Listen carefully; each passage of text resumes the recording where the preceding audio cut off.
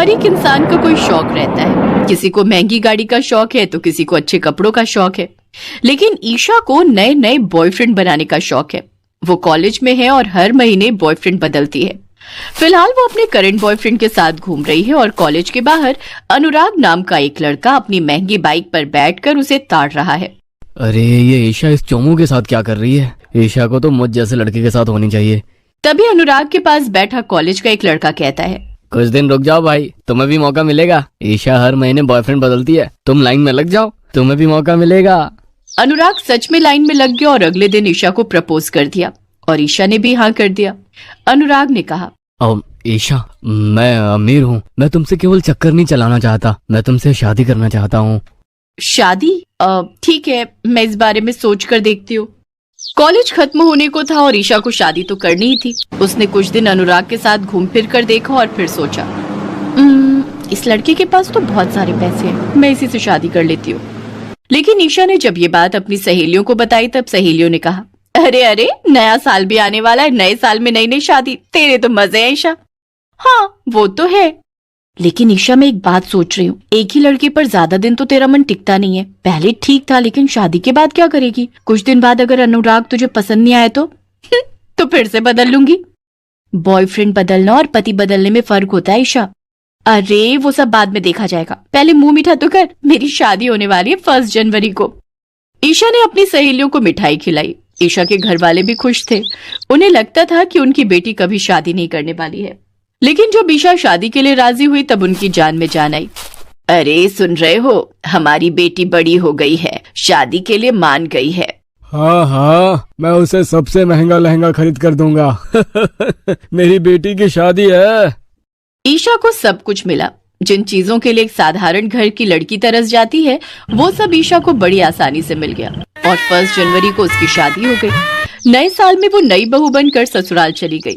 अनुराग की माँ जानकी ने ईशा को देखकर कहा, अरे वाह अनुराग, ये तो बड़ी सोनी कुड़ी है, तेरे पसंद की दाद देनी होगी। मुझे पता है माँ, ईशा अच्छी लड़की है। अनुराग ने सोचा शादी के बाद ईशा बदल जाएगी। ऊपर से अनुराग के पास तो पैसा, गाड़ी, घर सब कुछ था। घर में नौकर थे, नौकरानियां थी। ये सब छोड़कर ईशा थोड़ी भागेगी। लेकिन अनुराग को क्या पता था कि आजाद पंछी को सोने के पिंजरे में कैद रखना नामुमकिन है। पहले पहले तो सब कुछ सही था। ईशा नई बहू बनकर आई थी और वो सबका मन लुभा रही थी। जानकी भी ईशा से बहुत प्यार करने लगी थी। माँ जी, मैं खाना बना दूं? नहीं नहीं बहू, तू आराम कर, खाना तो नौकरानियां बना देंगी। अनुराग भी ईशा की हर एक जिद पूरी करने लगा। सुनो अनुराग, मुझे कल एक हार चाहिए। हाँ हाँ ठीक है, दिला देंगे, उसमें क्या है। और साथ में मुझे एक कान का झुमका भी चाहिए। हाँ हाँ हो जाएगा। इस तरह ससुराल में ईशा का समय बीतने लगा। एक दिन ईशा की सहेलियां ईशा से मिलने के लिए आई। ईशा, ससुराल वाले अच्छे तो है ना? हाँ बहुत अच्छे हैं। इसका मतलब ससुराल तुझे पसंद आ रहा है? यहीं पर पूरा जीवन रहने का प्लान है कि नहीं? अभी तो सब कुछ ठीक ठाक चल रहा है, आगे देखते हैं, आगे का तो कुछ बता नहीं सकती। ईशा, तू ना एक नंबर की बदमाश लड़की है। ईशा की सहेलियां चली गईं और अगले ही दिन अनुराग अपने बचपन के दोस्त को घर ले आया। माँ ये देखो, मैं किसको पकड़ कर लाया हूँ, ये श्याम है, याद तो है ना? अरे श्याम, तू कितना बड़ा हो गया है, क्या कर रहा है आजकल? मैं पापा का बिजनेस संभालता हूँ आंटी। अरे अनुराग, भाभी से तो मिला। ईशा बाहर आई। हाँ अनुराग, क्या है? इससे मिलो ईशा, ये मेरा दोस्त है श्याम, बहुत दिनों बाद मिला है। ईशा और श्याम ने एक दूसरे से हाथ मिलाया और दोनों एक दूसरे का हाथ पकड़कर खड़े के खड़े रह गए। अरे हाथ तो छोड़ भाई, चल तुमसे बहुत बात करनी है। हाँ हाँ चल। श्याम बहुत हैंडसम था, अनुराग से भी ज्यादा, और उसके पास अनुराग से भी 10 गुना ज्यादा पैसा था। श्याम को देखते ही ईशा उसके प्यार में पड़ गई। श्याम भी ईशा को ताड़ने लगा। ईशा को ससुराल आए हुए 6 महीने हो चुके थे और इन 6 महीनों में पहली बार ईशा खुद से रसोई में गई और श्याम के लिए चाय बनाई। ये लो श्याम, चाय पी लो। Thank you Isha ji. ईशा जी नहीं, सिर्फ ईशा। अनुराग ने कहा। ईशा, हमारी शादी को 6 महीने हो चुके हैं, तुमने कभी मुझे तो चाय बनाकर नहीं पिलाया। अरे अनुराग, तुम तो घर के हो और श्याम तुम्हारा दोस्त है, उसकी खातिरदारी तो करनी होगी। श्याम पीकर बताओ ना चाय कैसी बनी है। श्याम ने चाय पी और कहा, बहुत मीठा है ईशा, आप बहुत अच्छी चाय बनाती हो। इस तरह दोनों एक दूसरे से बात करने लगे। श्याम अनुराग से ज्यादा ईशा से बातें करने लगा, लेकिन फिर भी अनुराग ने इस बात को इग्नोर कर दिया। खाना वाना खाकर श्याम चला गया। ईशा ने अपनी सहेलियों को कॉल लगाया और कहा, अरे सुन, मुझे अपना नया बॉयफ्रेंड मिल गया है।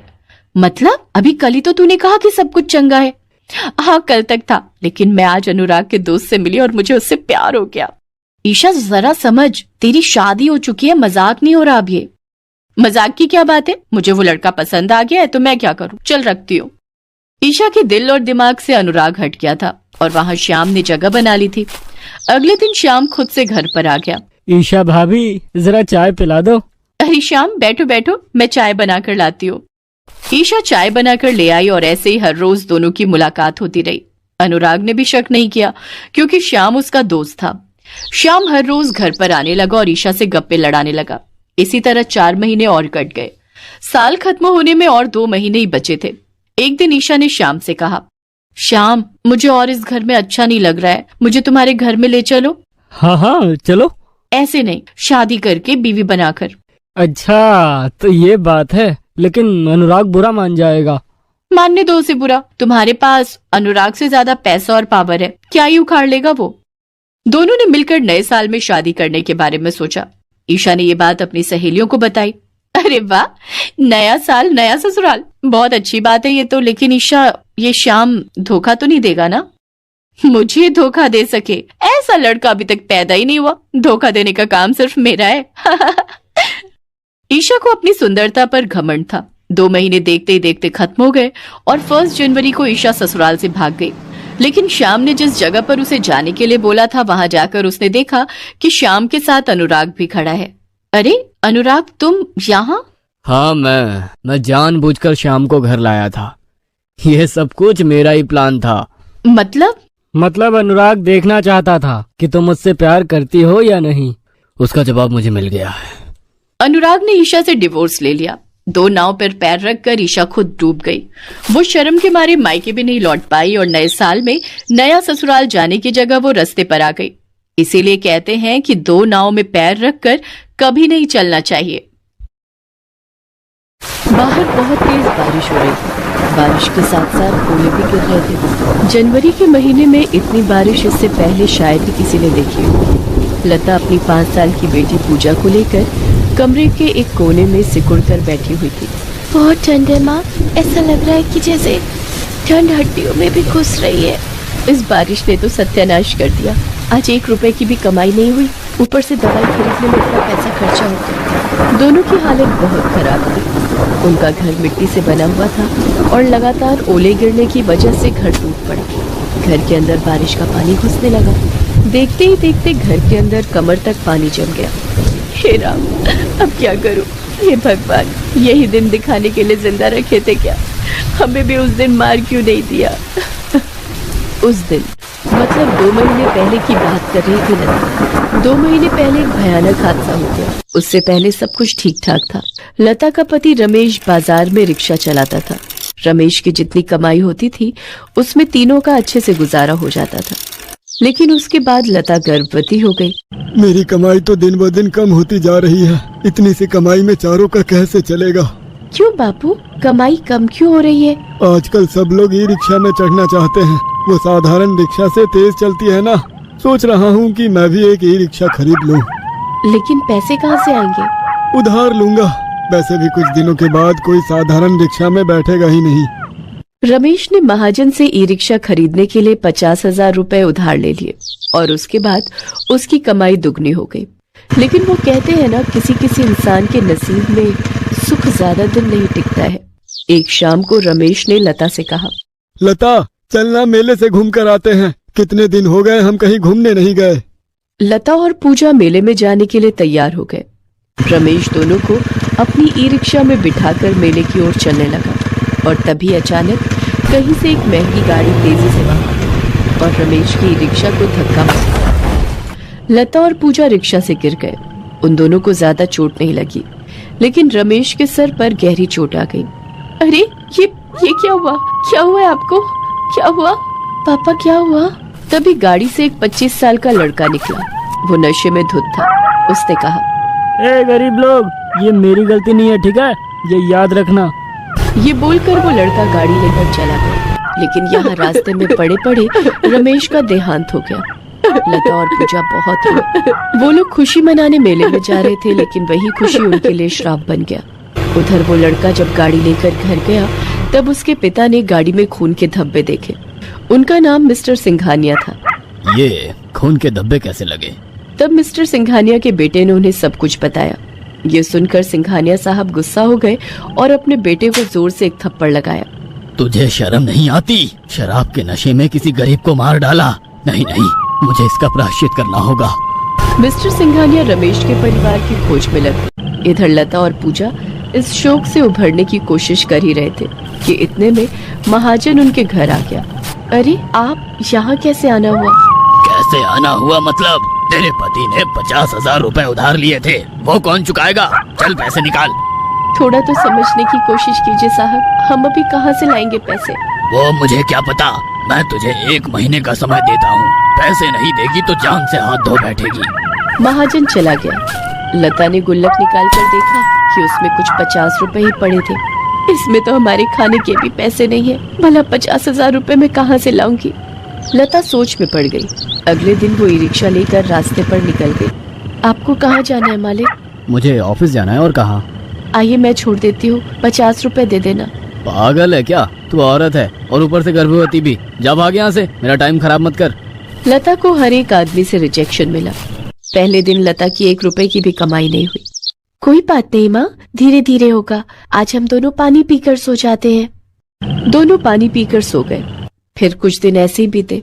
लता के ई रिक्शा में हर रोज 1-2 करके पैसेंजर बढ़ने लगे। 1 हफ्ते बाद महाजन फिर से आया। क्या रे, पैसों का इंतजाम हो रहा है ना? हाँ मालिक, मैं पूरी कोशिश कर रही हूँ। सिर्फ कोशिश से नहीं होगा, मुझे रिजल्ट चाहिए, रिजल्ट। लता को डरा धमकाकर महाजन चला गया। रात को बहुत ज्यादा ठंड पड़ गई। उन दोनों के पास एक पतली सी रजाई थी। उसी को लपेट कर वो दोनों सो गए, लेकिन वो रजाई भी फटी हुई थी। इसीलिए पूजा ने लता से कहा, माँ इस रजाई में बहुत ठंड लगती है, क्या आप एक नई रजाई खरीद कर लाएंगी? ठीक है बेटी, मैं लाऊंगी। लता ई रिक्शा लेकर रास्ते पर निकल गई, लेकिन तभी अचानक से बारिश आ गई। ठंड के मौसम में बारिश ज्यादातर नहीं देखी जाती। बारिश आने की वजह से लोग रास्ते से हट गए। रास्ता सुनसान हो गया। ई रिक्शे में बैठकर लता भीगती रही। अरे बारिश की वजह से सभी घर चले गए। अब मेरी कमाई कैसे होगी और रजाई भी कैसे खरीदूंगी? कुछ देर इंतजार करके लता भी घर लौट गई और तभी और जोर से बारिश आ गई। जोर जोर से बिजली कड़कने लगी। पूजा डर गई और लता का हाथ पकड़कर कमरे के कोने में बैठ गई। वो दोनों ठंड से सिकुड़ गए और तभी बारिश के साथ साथ ओले गिरने लगे और उसकी वजह से उनका मिट्टी से बना हुआ घर टूट पड़ा। कमरे में कमर तक पानी आ गया। बेटी अब यहाँ रहकर कोई फायदा नहीं है, घर तो रहा नहीं, चल बेटी रिक्शे में चल। पूजा रिक्शे में बैठ गई और लता रिक्शा चलाने लगी। बारिश बड़ी तेजी से बढ़ने लगी और उसके साथ साथ ढेर सारे ओले भी गिरने लगे। 2-3 छोटे ओले तो पूजा के सिर पर गिर गए। उसकी वजह से उसका सिर आलू की तरह फूल गया। उन दोनों के पास अभी जाने की कोई जगह नहीं थी। पूजा और लता दोनों रो पड़ी। माँ क्या हम मर जाएंगे? माँ इतनी ठंड में बारिश से बचने के लिए भी हमारे पास कुछ नहीं है। पता नहीं बेटी, अब सब कुछ भगवान के भरोसे है। इतने में एक और मुसीबत आकर खड़ी हो गई। लता को लेबर पेन शुरू हो गया।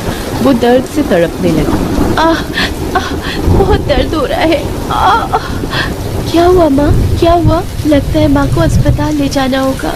पूजा ने लता को रिक्शे की सीट पर सुला दिया और खुद रिक्शा चला दिया। लता का पेट दर्द से फटा जा रहा था और पूजा तेजी से रिक्शा चला रही थी। तभी उसके सामने एक गाड़ी आ गई।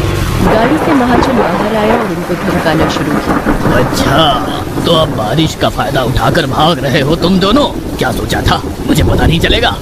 नहीं नहीं मालिक, वो तो घर टूट गया है और माँ का पेट दर्द करना शुरू हो गया, इसीलिए। वो सब मुझे नहीं पता, मुझे पैसे दो। महाजन ने पूजा को एक थप्पड़ मारा। आह माँ! पूजा नीचे गिर गई। ये देखकर लता बड़ी मुश्किल से रिक्शे से उतरी और पूजा को गोद में लेकर महाजन के पैर पकड़ लिए। क्षमा कीजिए मालिक, लेकिन इस हालत में मैं पैसे कहाँ से लाऊंगी? पैसे नहीं ला सकती तो ये ले। ये बोलकर महाजन ने लता को जोर से एक लात मारी। लता गिर गई। महाजन ये रिक्शा लेकर चला गया। लता दर्द से तड़पने लगी। पूजा उठकर रास्ते में चलते लोगों से दया की भीख मांगने लगी। दया करके मेरी माँ को अस्पताल लेकर चलिए ना साहब, दया कीजिए ना। लेकिन इतनी बारिश में कोई रुकने के लिए राजी नहीं था। पूजा रोती गिड़गिड़ाती रही। तभी वहाँ से सिंघानिया साहब अपनी गाड़ी में बैठकर कहीं जा रहे। पूजा गाड़ी के सामने चली आई। सिंघानिया साहब ने गाड़ी रोकी। क्या हुआ है बेटी? मेरी माँ बीमार है, माँ को अभी अस्पताल ले जाना होगा, हमारी मदद कर दो ना साहब। अपनी माँ को गाड़ी के अंदर बैठा लो, मेरा खुद का अस्पताल है, मैं वहीं जा रहा हूँ। पूजा ने लता को गाड़ी में बिठा लिया। सिंघानिया साहब लता को अस्पताल ले गए। लता दर्द से तड़पती रही और बहुत दर्द के बाद लता को एक बेटा हुआ। लता का सारा दर्द जैसे गायब हो गया। उसने अपने बेटे को गोद में लिया। पूजा भी बहुत खुश हुई। सिंघानिया साहब आए। बहुत खुशी की बात है कि तुम्हें एक बेटा हुआ है, लेकिन तुम रास्ते में क्या कर रही थी? तुम्हारा घर कहाँ है? तब लता ने सिंघानिया साहब को सब कुछ बताया। क्या वो लाल रंग की गाड़ी थी? हाँ, लाल रंग की थी, लेकिन आपको कैसे पता? वो मेरे बेटे की गाड़ी थी, उसी ने नशे में किया था।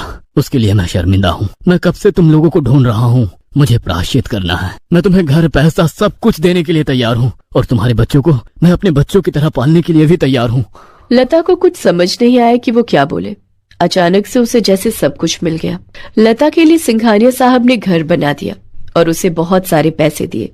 सिंघानिया साहब ने दोनों बच्चों को स्कूल में भर्ती करवा दिया और इसके बाद से सभी खुशी खुशी रहने लगे।